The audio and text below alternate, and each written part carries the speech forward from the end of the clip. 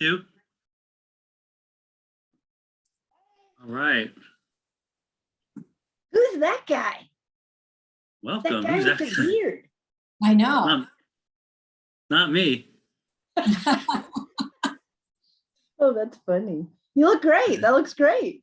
I know, it does. Yeah, I really. wanted to see how much gray I had, and I found out. Not a lot. Oh my gosh. That's awesome. Yeah. Yeah. Good So morning. welcome everybody. Welcome everyone Welcome. to Proactive Health Collective of Keene.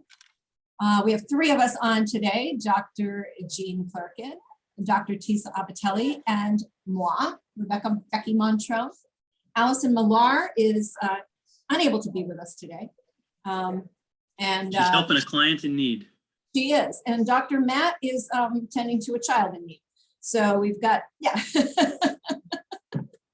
So it's the three of us, three-ring circus here. So glad you're coming on in. You can also watch this on Facebook.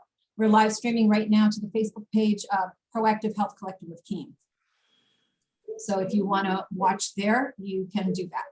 And I think I might take a minute as well to just stream that to my own page, my own personal page, because people tend to watch it quite a bit from there. So I'm going to just do that too on Facebook. go. But anyway, we're in the new year, aren't we here? Yeah. Yeah. And we'll stream it on our I don't have my phone with me. And I've got a little one right here in the doorway. So we'll stream that on Cheshire Wellness Center Facebook page as well. Yeah. Wondrous Roots is already streamed. Okay. All right, good. So I'm going to do it on my personal page too. But thanks for streaming to Wondrous Roots. So what I also want to say about that, guys, is you can, you can leave comments in the chat. I'll keep an eye on that on the Facebook page. I'll be in and out of that in case you want to leave comments. And of course, if you're watching us on Zoom, just tuning in on Zoom, you can just put that right into our chat or the Q&A here. And it looks like, okay, great. Ann says, good morning, Rebecca. I'm 99% better. Yay, that's good news. That's good news. Not surprised, but that's very good news. Awesome. We're not really surprised, are we, gang, comrades, when it comes to people getting better? We're used to having some good outcomes. That's one of the things that gives us joy in the way we practice healthcare, is that many times we get to see people really improve beyond what they might expect would be the case, or might come from standard medical care practice. You know, after I was had the opportunity to not feel good for a couple of weeks just before Christmas, and it always feels so good. It actually, this might be weird. I might be a weirdo, but it kind of feels good. Yeah, I know. Kind of feels good to go through that experience. I know, like, it's hard. You know, things hurt. You don't feel good, but it actually, to me, it kind of feels good to go through it. I don't know, sort of cathartic. Or feel like I'm accomplishing things, you know, my body's doing its thing, it's cleaning out. I'm sure I'm toxic chemtrails coming down on me and stuff. Like it's a necessary and good thing. Like, if I would feel it, you know, if too much time goes by without me not feeling good, you know, like going through a cleansing process, I feel like I'm missing out. Oh, wow. So, Well, You know, it's funny you say that, because we consider it an upgrading of the system, like having, you know, symptoms or getting a cold or whatever that comes into the system, like an upgrade for the system, because I've experienced the same thing. You know, we were out, you know, the Christmas was not great for a lot of people. We've heard a lot in the practice, and of course we were out upgrading our nervous systems as well, but expressing health. Sorry, my child's eating a key. Gross. But upgrading his nervous system, getting all those nasty things, but whatever. But it does, like, help your system upgrade to the next level. And I agree with you wholeheartedly, Jean. I don't get sick very often, and not when I do, it's really, really bad. It's not really, really bad. Sometimes it can be, and it sometimes can lay out for a week and you feel terrible. But man, afterwards you're like, gosh, I feel so alive, you know? And people, Yeah. we call it expressing health when when you get a fever, like you're expressing health, you're doing what you're supposed to do. Like your body is regulating, it's fighting off a foreign invader. And we want that, you know. You don't want to immediately run for something and take it to suppress it because your body's trying to get rid of something. And man, I agree with you 100%. Like you just feel like, wow, I was down in the dumps and everything was not great, but man, I feel so much better afterwards. Mhm. Well, I guess when you stop banging your head against the wall, you do feel better. I mean, you know. Anyway, I mean, hello. Anne chimed in the chat. She said, I completely agree. We lose our appreciation of what it is like to feel well. It makes me wonder if doing a reset, fasting, et cetera, may be beneficial from time to time. I have to say, yeah, I can see that. But I mean, I'm not a person who gets sick often. Like I haven't had a cold in years and years and years. And I haven't felt like I needed a reset to get sick.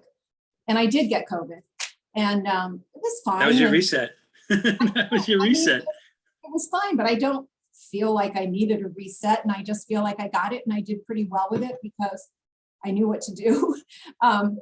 And I'm glad, but I don't feel like, oh wow, that was just such a great experience. I could have done without it. I like it from the standpoint of being a practitioner because and when I say that, I know I always say this, that doesn't mean I want to get cancer or have a heart attack. I don't want to be able to identify personally with every single one of my clients, but it was kind of good because I could actually feel, you know, what people are telling me they're feeling and see how I responded, and my husband, how he responded to the therapeutics, you know, the natural therapeutics we used and things like that. So I thought it was really good, especially because that was right at the time. Okay, that was right at Thanksgiving, and all of a sudden, like so many people I knew had COVID. And it wasn't, you know, Omicron, Shmomicron, but it was not the light contagious one. What we had was, I don't know, we were never tested. We were never tested for COVID. I've never had a COVID test. We just knew by the symptoms and stuff. But ours was not, ours was definitely the original or the Delta or whatever they call that. And so it was just good because I could be in their shoes. I could sit in their seat. I could really personally identify with it. So I found it to be a very interesting experience. Yeah. Well, I mean, Yeah, I think the same goes for, I mean, you know, I've had the opportunity, so to speak, to experience major autoimmune stuff, and you know, who comes into the practice now? People with major autoimmune stuff. Can I relate to them? Absolutely. Do I know exactly what they're going through? Absolutely. Do I know the path out? Absolutely. So Yeah. it's you know, it's you know, whatever challenge, like always, whatever challenges we have, they can be stored in our tool belt of experience that can then be, you know, parlayed into something more positive, like helping other people. That's for sure. Sure. Yeah, What were you saying? 100%. I agree, you know, like you, to be able to relate is, you know, is one way to help somebody, you know, get what the care that they need. And it's like, you know, not having a baby at one point and being like trying to empathize with a mother. I'm like, I don't know, I've never experienced that. And then now I can totally experience it or totally empathize with people Yes. because I've experienced it. So 100%, Jean, and you know that you can help people in that realm because it's a realm that you're familiar with. And so, and even if you get sick or don't get sick, someone's running away. I'm gonna have to come back to that thought. If Hold you on. jump off, we know why. Sorry. It's okay. So it's me. I wanted to, remember I read him this book, When You Love a Cat? Yes. This is supposed to be his. So next time, you know, I'll drop it He's the down. cat. Yeah, When You Love a Cat. I read this book too. So, you know, along those lines, River. I have a good friend. He's a network guy in Charlottesville, and he said to me years ago, it's just something simple, but I always thought it was very profound. He said, you know, what people really want is to be gotten. That's what everybody really wants in this life.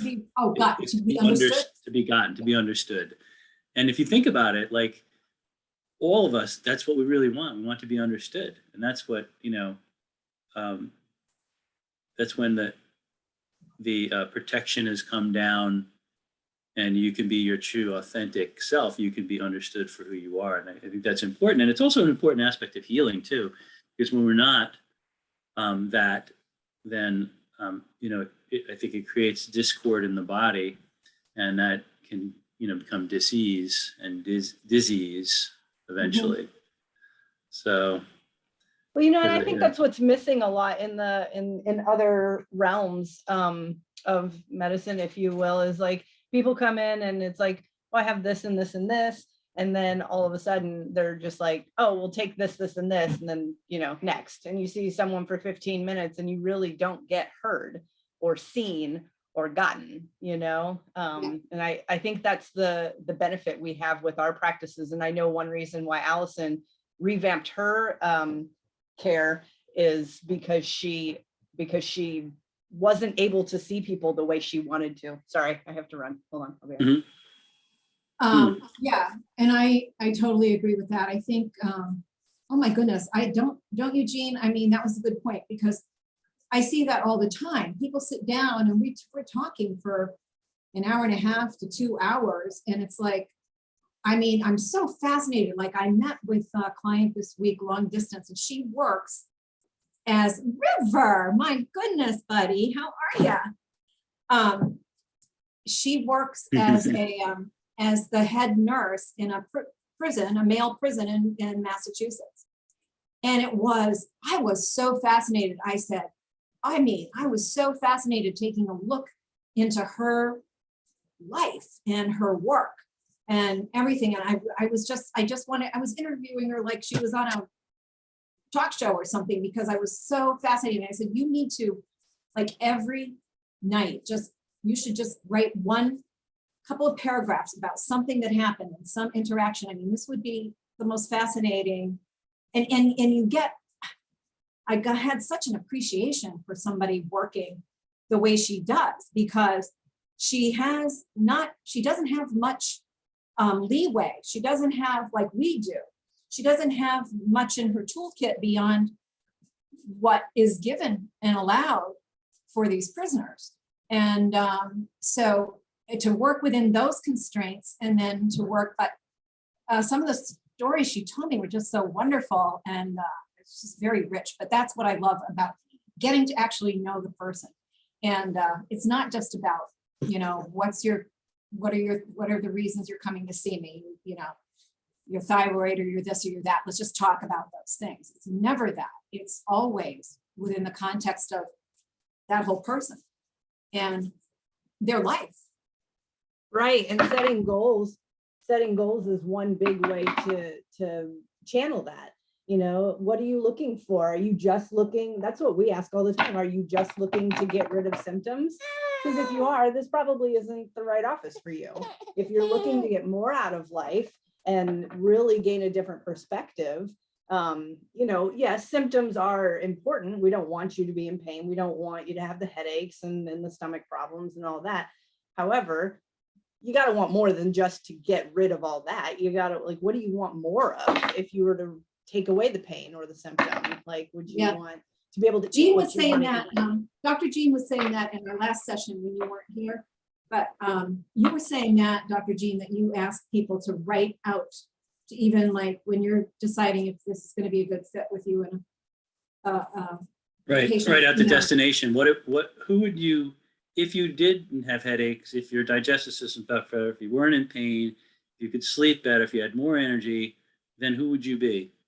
What would be different about your life? What would you be doing differently? What would, because that's what's really important. Because I've noticed, you probably noticed this too, maybe, but we'll do system surveys that asks about a bunch of different symptoms, and we'll check in with people, and I'll say, oh, so how's it going?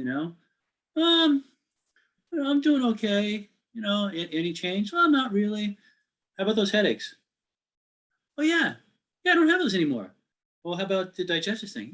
I haven't had that either. And if your focus again is just on reducing the symptoms, you'll be right back there soon enough. If something fundamentally doesn't change about either who you are, what you do, Yeah, Like that's really, and I describe it as like looking at symptoms through the lens of wellness, meaning symptoms, yeah, they give us information, right? You know, they can be used as a guidepost if, and sometimes they need to be stopped, right? Obviously, sometimes symptoms can kill us, but for the most part, especially with the chronic illnesses that people have, the symptoms are the body attempting to correct itself, attempting to deal with whatever the stressor it is. And if we, you know, like a perfect example would be like a rash on the skin. Everybody wants to make the rash go away, but the rash tells us that typically something's going on the inside, right? The liver or the gut. It can be skin stuff, but typically it's something underneath. So you can put a steroid cream on top of that. Okay, it goes away until it comes back out. Or, well, I don't like steroid creams. I want to put an herb on it to make it go away. Or we could look at it and say, what is this telling us about the body? And let's look at the other symptoms and put together a puzzle of what's really happening in the body, and allow that to direct us in how we can intervene or, you know, help get the body back on track. yeah. I think a big thing is nutrient deficiency. You know, we have some really classic ones right now that aren't going to go away: magnesium, iodine, vitamin D, things like that. And so a lot of times, you know, Meaning, and can you just explain that to the audience real quick? Like they're not going to go away, meaning that we're not able to get these things in our foods now? right. Yeah, exactly. Like that's Yeah. not going to turn around. We can't get enough. There's not enough mineral in the soil. We're not getting enough of the foods containing iodine and things like that. And so, Can't eat enough broccoli. right, you know, and a big one I've been into is boron lately. I've been using boron as a trace mineral, but I've been using it at a dose of 12 milligrams a day for men for their prostate glands, for the health of the prostate. And also, it's huge. You know, I have osteoporosis is a really misunderstood topic. And so I have people telling me, oh, I have osteoporosis, I need to do this. And I, whoa. We talk about that and what bone density is really all about in everything. But boron right there is huge. And also for arthritis, right? So if people get enough boron, a lot of times their arthritis will really be improved. And that's actually the same with vitamin D. And people don't, and I'm not saying they work the same way, but sometimes, you know, using nutrients at therapeutic amounts, not just to say I need enough vitamin C so that I don't have scurvy, or enough vitamin D so that I don't have rickets. We're talking about making sure we're using these nutrients, because sometimes that's all people need as far as a lot of stuff going on is just replenishing those missing nutrients. And yeah, we are in a nutrient void. As much as our food supply looks beautiful and it looks pretty, and you know, everything can look so nutritious and delicious, it doesn't mean that we're getting, you know, what we need. Selenium is another huge one. We don't need much. We need probably max 400 micrograms a day, max. But people will say, well, I eat 3 Brazil nuts a day. And I'm like, well, good for you, you know, but you don't know how much. There's no way you can know how many micrograms of selenium are in each Brazil nut, because that's just not known. There might be some guesstimates out there, but you would have to actually analyze each Brazil nut itself to find out if there was really that much selenium in there. So it's, I think that's one of the things. Of course, I'm a nutritionist, so I kind of really hone in on that kind of thing. What's missing here? Mm-hmm. Yeah. Yeah, I think, you know, Sorry. Oh. in an ideal world, we could get everything we need from our food. Yeah. And, you know, it's challenging for, you know, the reasons that you just stated, Yeah. but also the fact that, you know, typical American, like, I'm not, you know, I try to eat liver, but I just can't get myself to do it regularly. And so I'd rather just take a zinc liver chelate, Yeah. you know, and just, you know, so it kind of depends on, you know, not only what's available to us, and obviously the closer you can get, you know, to know your farmer and, you know, your soil, Yeah. would be ideal. But you do the best you can, and then you can supplement where you can, right? Right. Just to, you know, I mean, because the bottom line is you need certain building blocks, right? You need to have them, or else you can't create hormones. You can't, you know, Yeah, neuropeptides and things like that. You can't rebuild tissue. And I think, my perspective is, I think it's a combination of things for most people. Because we're overloaded with toxicity. Like it used to be mercury that was the top toxicity, but now it's radiation by far. There's not a single person that comes in the office that doesn't have radiation toxicity. And wow. so these chemicals make it hard for your body to do the other things that it needs to do. And it actually then also leads to nutritional deficiencies because it breaks down your system. You're not breaking down your foods. I mean, it's just like a spiral downward. And so a lot, nutrition obviously is a key component, but sometimes it can be interrupted by other things, like xenoestrogens or some, like things like that that get into the system and interrupt things. Yeah. And so, of And course, the I was more gonna say, nutritionally sound you are, the better your liver works and all that kind of stuff. That's where, using right, these, because nutrition is how do you deal with xenoestrogens? Iodine. That's one of the Right. big ways you deal. So again, not only are we not getting these nutrients, but the onslaught of all of the enemies is so much stronger. Yeah, I mean, that's such a good point, Jean, because we're not living in the Garden of Eden. The foods don't have all of the nutrients they should have, and we're getting bombarded with all kinds of toxins. And I do want to say, I'm not saying it because she said I'm so awesome, but Mel just put in the chat, Becky, you're so awesome. By using magnesium supplements, I no longer get headaches. Thanks so much with that. And I'm sure what I used with her was the magnesium L-threonate, which is that brain magnesium, is that form that crosses the blood-brain barrier really beautifully. And so we're finding that to be a real good, yes, she says that's what it is, a really excellent tool. I've always used mitochondrial boosting nutrients, and magnesium is one of them, but using the brain mag, the magnesium L-threonate, is way above and beyond. I've used other magnesium for other parts of the body, but for those headaches and for the brain, wow, that has really been a great finding my migraineurs having a lot better success. Yeah. Awesome. You are awesome, Becky, by the way. You Oh, are. thank you. I would agree. I was hoping we would all say that. So, have you guys ever heard of Dr. Mark Hyman, Oh, yeah. functional neurologist, functional medicine practitioner? He just wrote a book on the Pegan diet. River, why do you go to where I don't want you?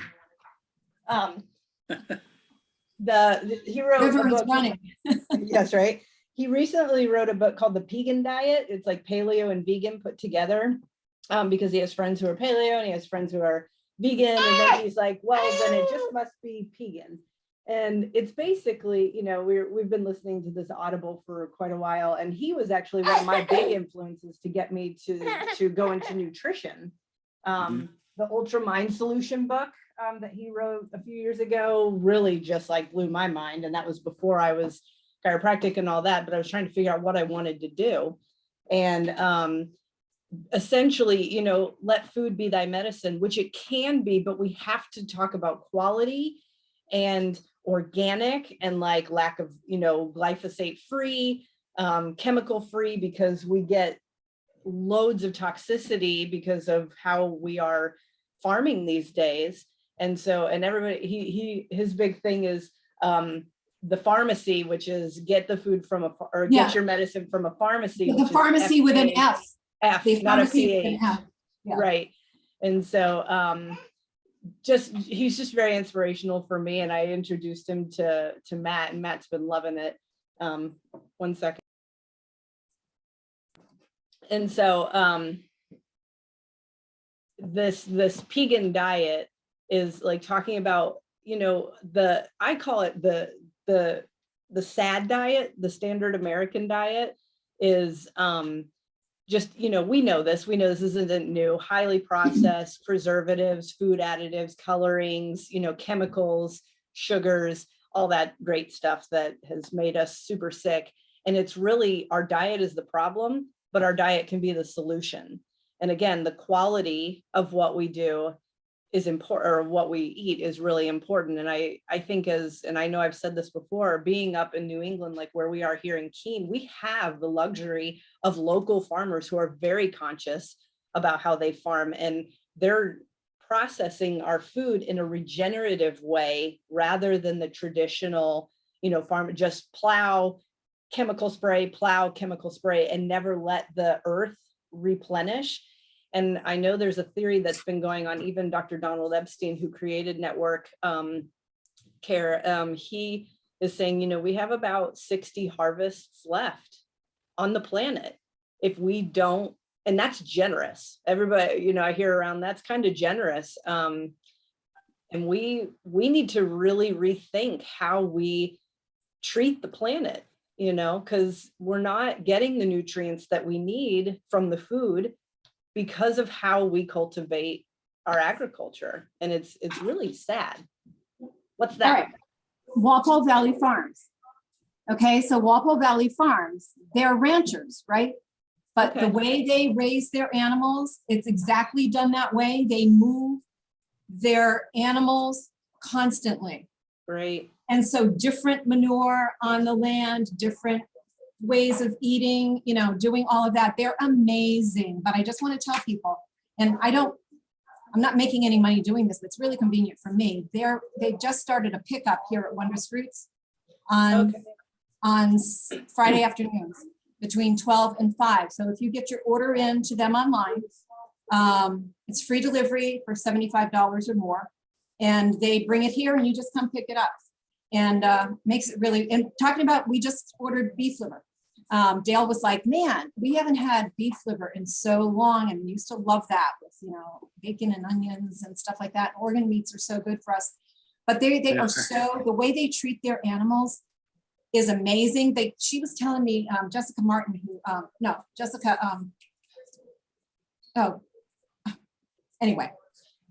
Martin, who is she's the manager of the whole thing. And she said they have what they call a hoop pen or whatever. So it's kind of like a greenhouse that they put the hogs in.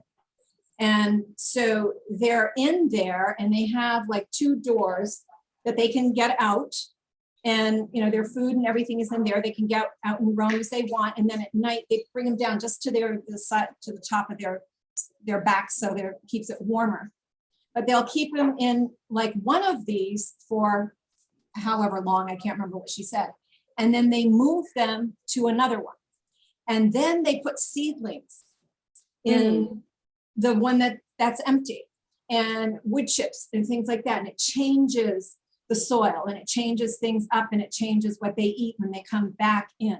And they do this constantly with the turkeys and with the cows and everything. They're constantly moving them. So the land is getting replenished, and in the way it's regenerative. It's very regenerative, what you're talking about with farming. Yeah, they're awesome people too. And Yeah. just another little plug for them. They got a, if you like, they got a farm to table restaurant up there in Walpole, Yep. the Hungry Diner, which is awesome. So Yeah. they basically, it's true farm to table, their farm to their table, Yes, right? absolutely. So, Yeah, so impressed, so impressed. Yeah, and if And, you're ever curious about like what regenerative farming is, there's actually, if you guys have Netflix, there is a documentary, I believe it's narrated by Woody Allen, I could be wrong, Woody Harrelson. Anyway, it doesn't matter. But it's called Kiss the Ground, and it's really good at explaining regenerative farming and ethical practices for animals' health, like you were saying, Becky, like really caring for your animals and drawing down carbon in the soils. And I remember at one point there was this farmer that's like big into this, and he goes and he teaches other farmers how to do this, and was like, I can double your profit by you doing this rather than getting money from the government by just killing your ground. And he had a line drawn where it was his farm, and it was like grass and weeds and all this stuff growing, and then the farmer next to him, his whole land was destroyed because it was so depleted. And so you could see the difference. And it's just like we were saying, the rotation of where you put your animals and how you let them feed for how long, and then help the ground regenerate. It's a beautiful way of helping our earth, you know, Yeah, do what it's I think supposed to do. I think it all falls under the kind of umbrella of permaculture, right? Which is, and it would not only be your animals, but in the rotating of your crops Yeah. and the integration of your animals and your crops and your perennials and all that stuff kind of coming together and how it all works. It's pretty cool. yeah, You know, so because you have your pollination and you have, like Right. Yeah, I think like it talks about that too.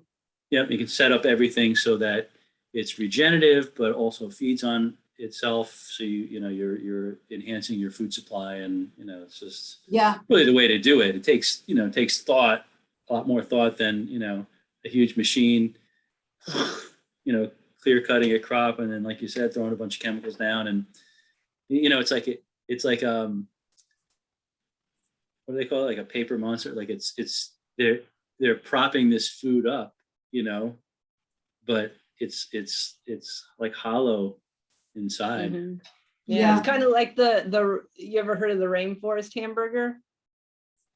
Uh-uh. No. So a lot of our fast food joints are considered rainforest burger because now like I don't know if you guys know, like they're tearing down so much of the rainforest and replanting just one crop, like one set of trees, and it's killing the diversity of plants and animals, and it's really like what's the other, I just pulled up the other one, the David Attenborough, A Life on Our Planet. And then he just did another one right during the pandemic, which is a big, like the start of the pandemic, which was a big deal. Like the year our earth changed or something like that. And like everything came back, which we've talked about, I know.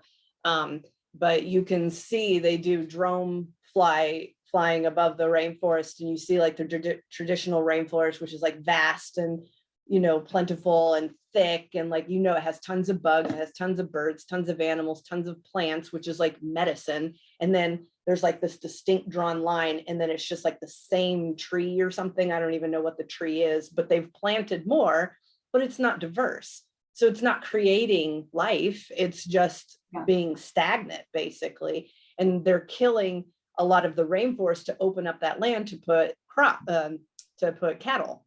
And the cattles are bred to be cultivated and manufactured for the fast food industry. oh, wow. And so it's like Pretty where is our logic? And Eugene, you were just talking about thinking. You just have to think about certain things. And I'm like, why have we lost the process and ability to think? Like, why have we so given up our right to think? Like, is this right or is this wrong? Usually it has to do with convenience, because it's more convenient just to be told what to do rather than to think for yourself. And this could be a multitude of topics, and I'm not going anywhere specific, but I'm just saying, like, in general, we would rather be told what to think than actually be like, well, that actually sounds like maybe we should consider doing that, rather than just being told this is what to do. Like when people come in, it's like, I'm not here to convince you to do anything you don't want to do. What do you want? What do you want for your health and your life? And if you think now about what you put in your body and how your processes happen, and the vast amounts of things that go on in your body every second of every day, we have no comprehension of that. Like, I just learned a really fun fact, and if you guys already knew this, like, good for you, but man, I just learned this. Did you know that your intestinal lining spread out is the size of a tennis ball court? Your intestinal lining, all the lining, and it is one cell thick, meaning you are one cell thick from all the food and all the sewer basically in your intestinal tract being leaked out into the body. One cell thick. And I don't know about you, but cells are really, really thin. So that's how vast it is. And it's one cell thick. And that just blew my mind. I heard that today on the way here, and I was just like, oh my gosh, I didn't know that. That's really fascinating. So no wonder it's super easy to have, the gap problem, the gut and psychology issue, because you have leaky gut, and because it's only one cell thick. So of course, if we're not smart. one cell thick is plenty if that's the way we're made, if as long as we don't ruin it.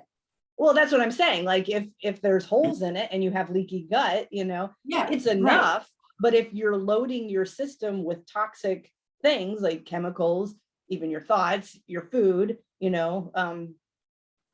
it's not, it is a lot, it's enough, but it can't sustain a vast amount of toxicity, which is what Dr. Dean was talking about earlier.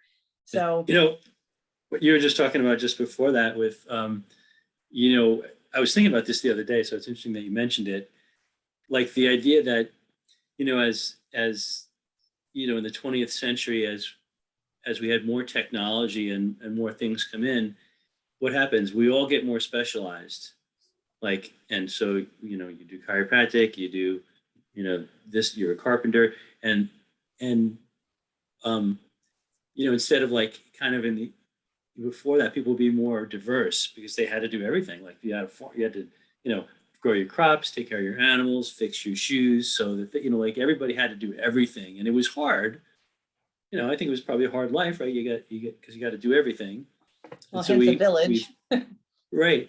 But then we've kind of gotten to this place where now everything is at our fingertips, like boom, Amazon, and Order it. it's just created a way where we don't really have to think. It's not, it's like everything is done, and so I think we've gotten a little bit lazy in that way. It's just the nature of society, but also the downside of it is that we have gotten lazy and we look to other people to take care of other areas of our life. Like we'll look to the CDC to take care of our health. We look for, and so that makes Any us vulnerable. outside source.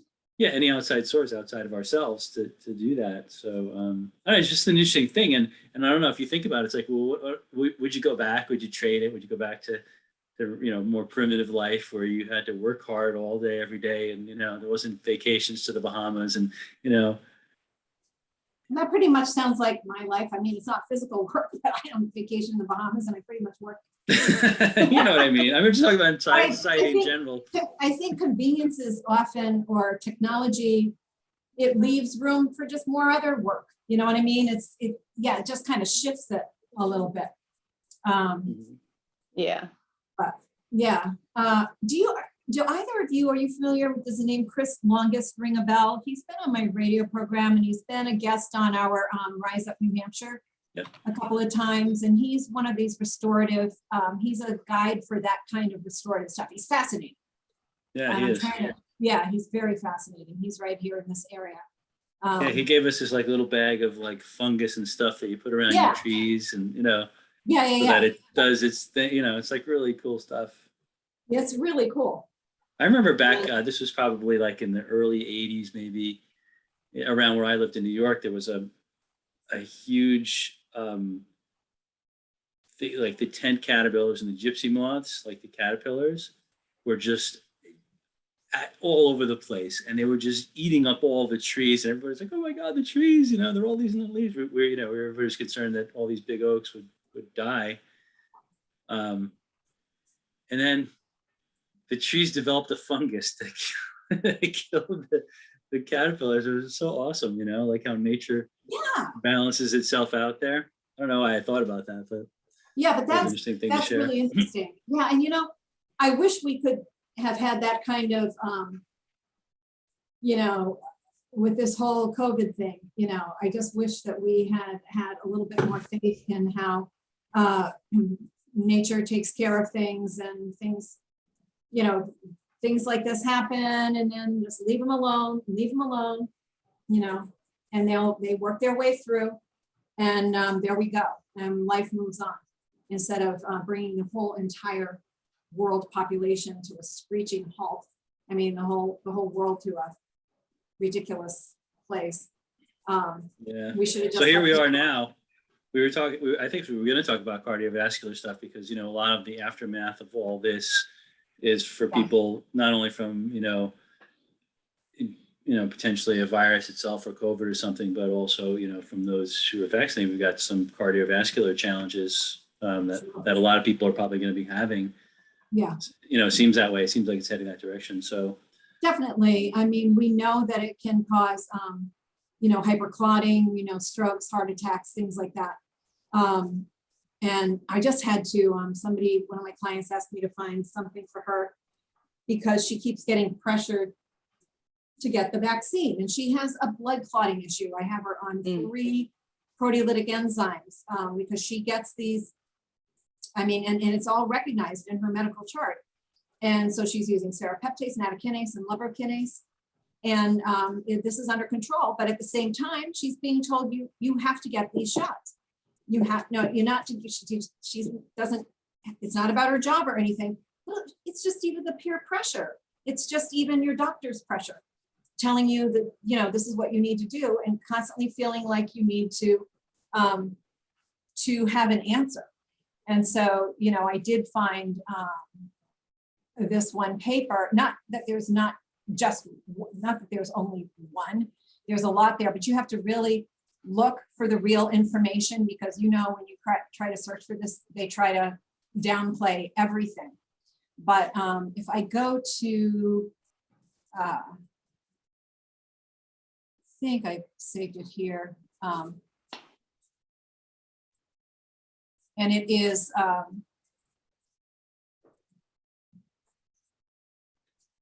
the dangers of the COVID booster shot. Where did it go? Okay, let's make sure we don't get booted this time with whatever we say. Got kicked off last time. Yeah, Yeah, well, anyway. keep it objective. Well, keep it objective. I thought kind of one of our purposes here was to bring. No, I understand that, but we want people to hear this, and we don't want to get booted. That's you can say what you want to say, but just keep it objective. Well, okay, I won't say anything about it. I can't find where it opened. It's supposed to open. I can't stand the way my PDFs open now, because they open in a browser instead of just opening on my computer. So forget it, I won't. But yeah, it's there. The evidence is there, and people need to be forewarned, because you can make a disastrous decision in a second and be in big trouble. Yeah. So regardless of where people, what decisions people have made or haven't made, probably focusing on cardiovascular health is going to be, Yeah. up on the priority list, I would think, for most of us. I love quercetin. Quercetin. Quercetin is awesome. Quercetin is a bioflavonoid. So bioflavonoids, we find them in the citrus, right? They're usually the pith in between the peel and the fruit. The part that I try to get the my white kids to stuff eat that that they don't want to everybody- eat. Yeah, right. But again, you could eat as much as you wanted, and you would not have really much of a therapeutic effect. But I love this quercetin, because quercetin we use for this latest thing, because it is antiviral. It's antithrombotic, which means clotting is a problem with this disease, with this virus, that kind of thing. And it's also anti-inflammatory, hugely anti-inflammatory.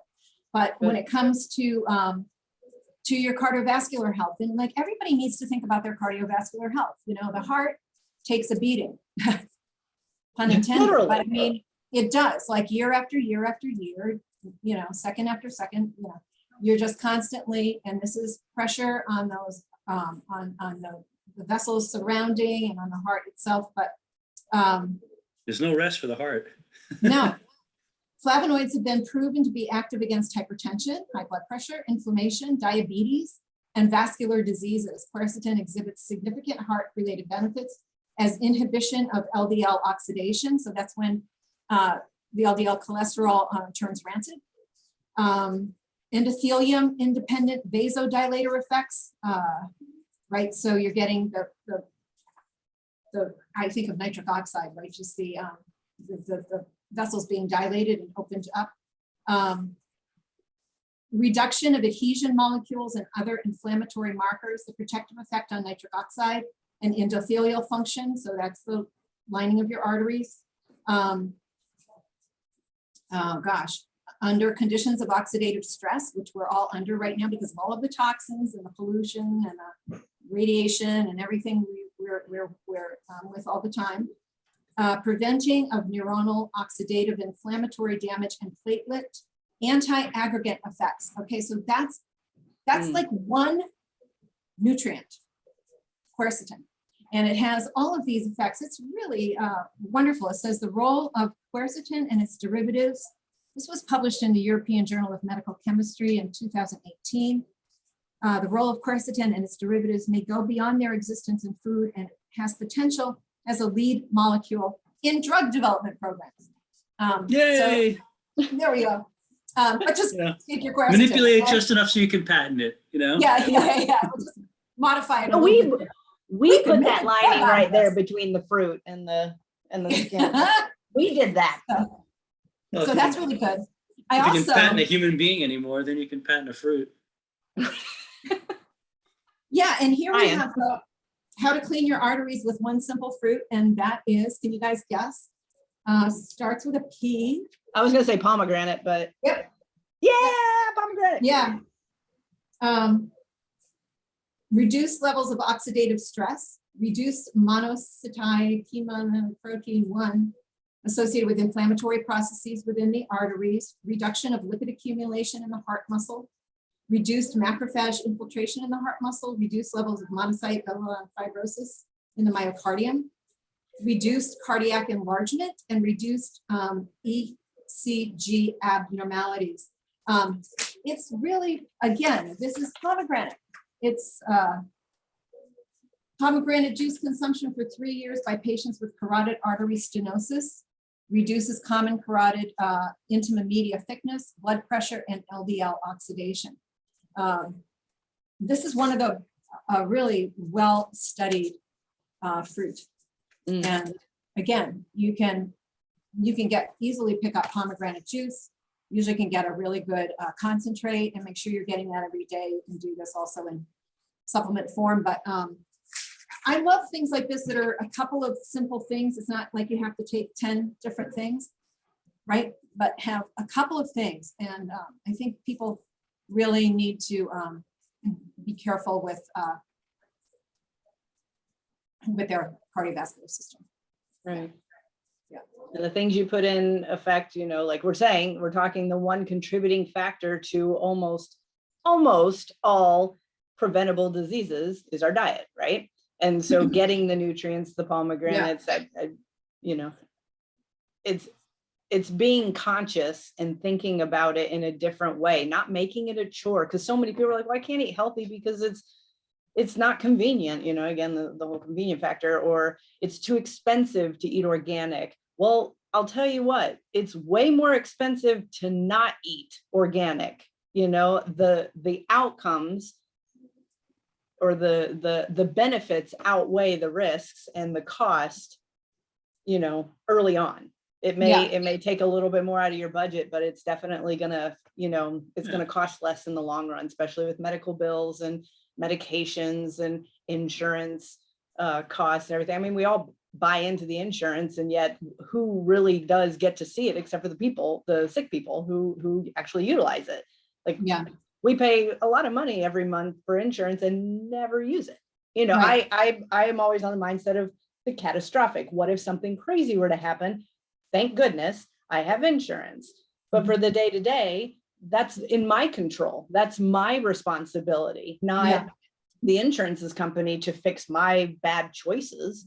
You know, Yeah, well, they used to have where you could buy just a catastrophic policy. Now they Yeah. make you get the rest of you the have to stuff, get everything. you know? I know, right? Force you into buying it. Yeah.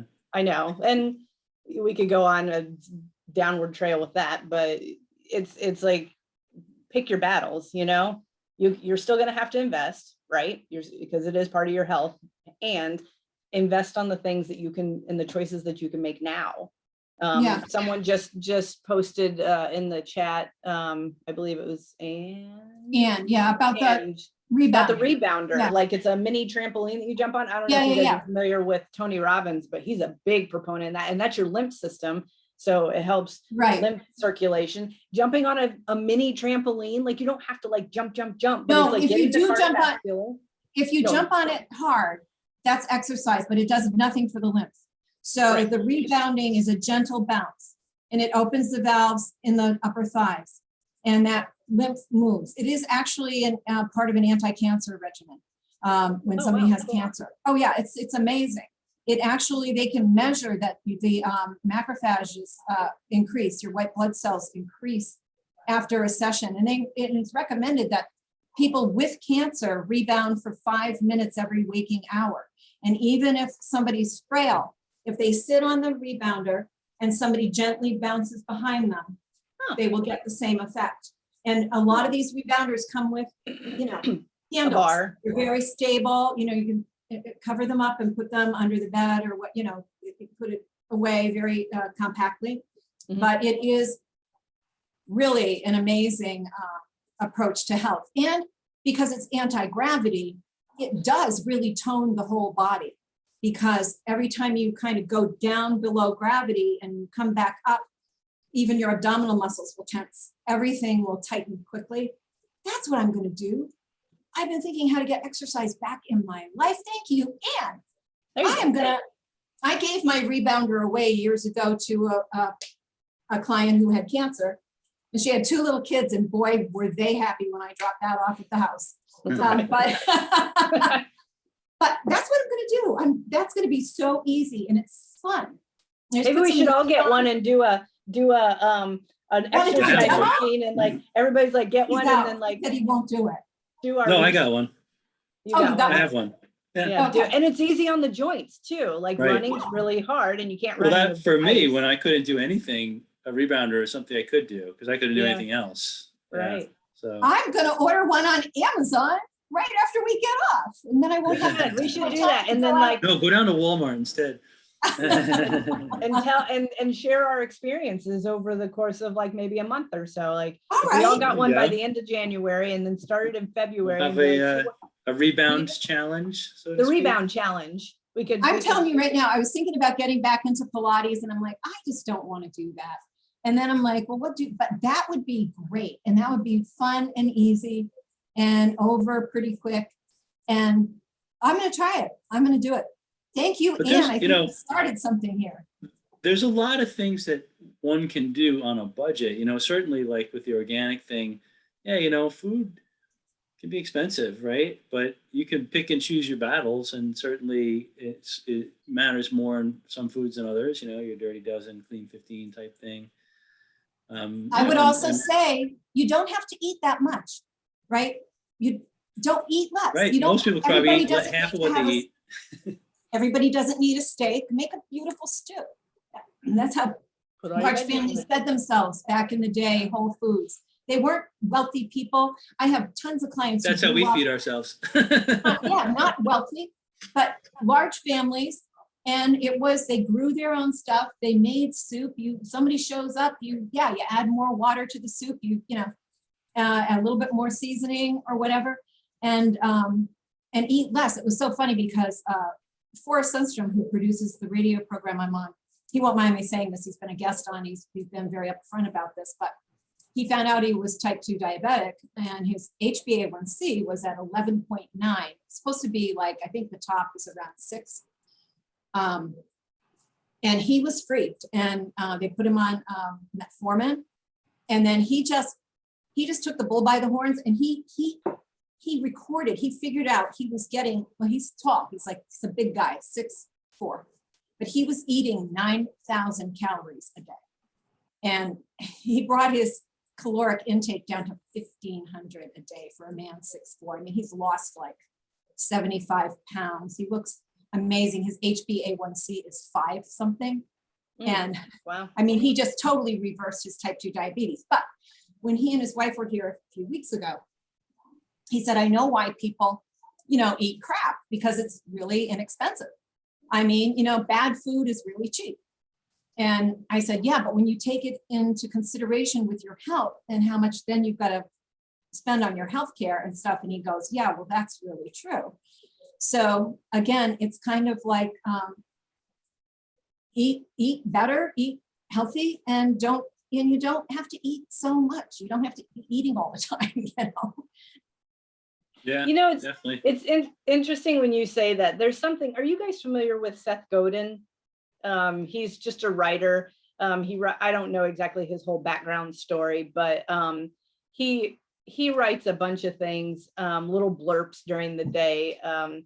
Dr. Rich Gorsuch introduced him. And I just wanted to read this because it goes back to what we were talking about between choice and convenience. See, he did a blog or a little thing on this back actually on Matt's birthday, so December 28th of last year. I just want to read it real quick just because it's a really cool perspective to think about.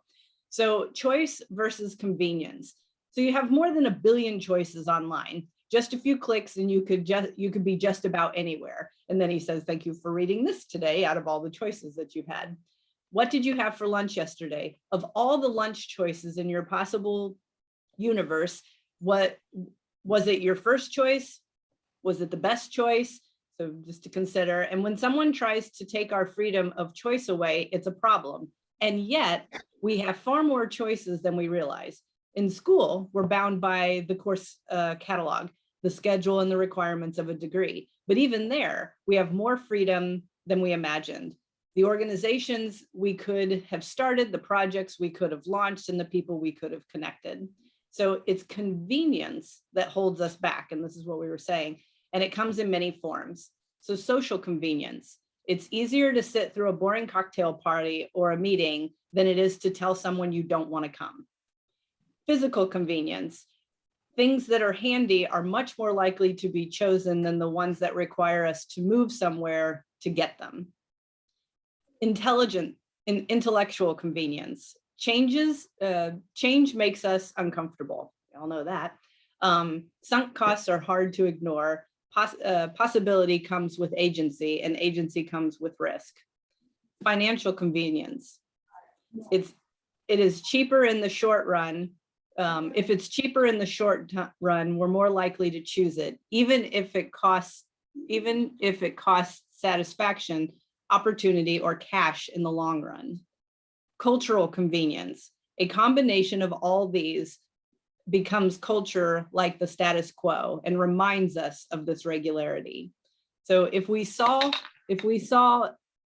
precisely how much freedom of choice we have if we were willing to sacrifice convenience for it, we'd be paralyzed. But if the choices we make now aren't helping us to live the way we choose, it might be worth taking a hard look at. And so I thought that was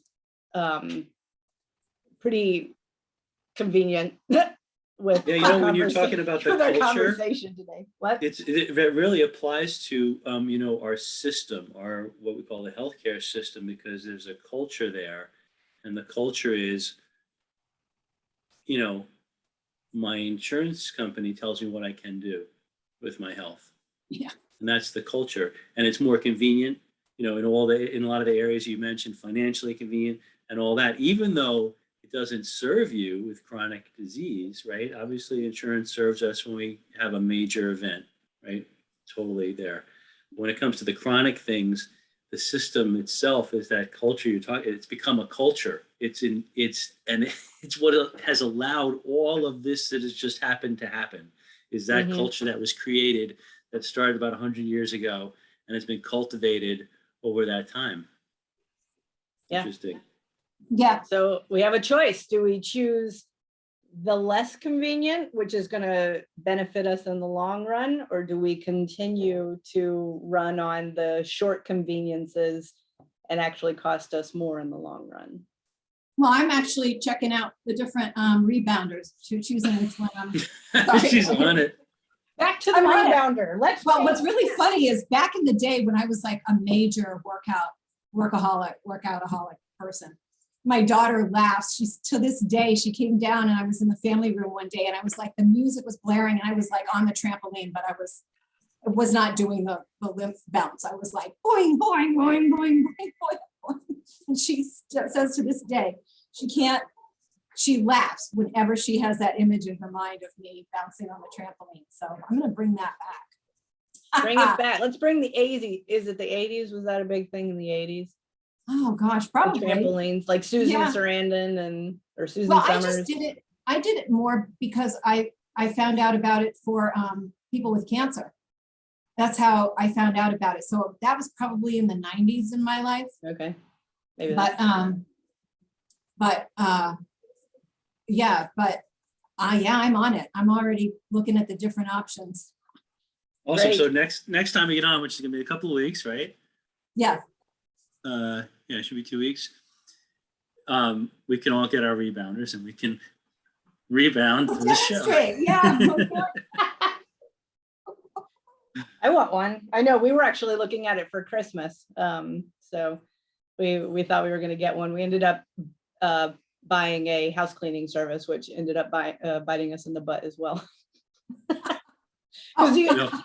I guess my definition of clean is very different from someone else's definition of clean. It always and is. It always is. They ended up just basically like, it was disastrous because we're still paying for it, if you will. They ended up like spraying Febreze all over our carpet, our Oh, bed, God. down the hall. Like, it was really like, oh, it smells good, but is it clean? Like, I went up and I looked on my lamp and there was still dust on the lamp. Like, I don't know. When I have an expectation of clean, I was like, no ring around the sink, which was still there. The mirrors need to be wiped down and spotless. Nope, that wasn't done. I mean, and it just smelled awful. And so we have been having our air purifiers running. So we have like major chemical toxicity going on in our house right now. And with River, you know, he's crawling everywhere. And it's like, all I think about is this poor little kid's putting his hands on these chemicals and then goes straight in the mouth. Oh, And I'm like, gosh. oh, so Oh my God, we have call a Pure lot of cleaning Bliss. to do. Call Pure Bliss. They'll help you out. With Pure Bliss, clean. thank you. Pure Yeah, I'm Bliss. always looking Yeah. for a different, because I can't clean my house with a toddler. It doesn't work. But Lorraine Santa Croce, she does natural products and stuff. yay, Okay, Pure yeah. Bliss. Wanna Thank you, know Jane. about that, yeah. Thank Yeah. you. Awesome. Well, Awesome. great talk So today. Looks Yeah.